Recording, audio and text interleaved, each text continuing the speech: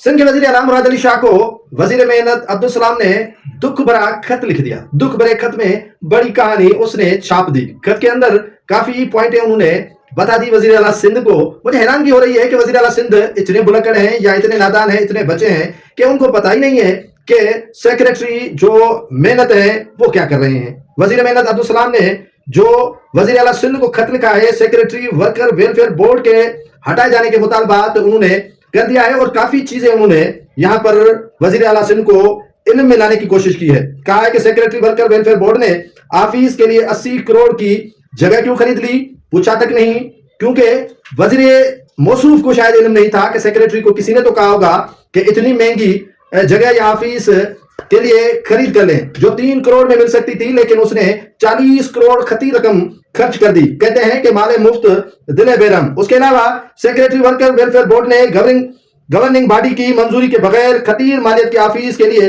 जगह खरीदी। 8 करोड़ की मंजूर बजट के बावजूद सेक्रेटरी वर्कर वेलफेयर बोर्ड ने 80 करोड़ का डिजिटलाइजेशन ठेका दे दिया और वर्कर वेलफेयर बोर्ड के सेक्रेटरी ने 10,000 इलेक्ट्रॉनिक बाइक के लिए मंजूरी नहीं दी, जबकि बगैर मंजूरी के सेक्रेटरी ने 3 अरब रुपए की बाइक्स खरीदारी का इश्तिहार भी दे दिया।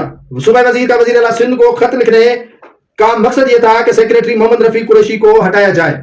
अब नहीं हटेगा। मैं आपको सीधी बात बता रहा हूं कि सेक्रेटरी वर्कर वेलफेयर बोर्ड नहीं हटेगा।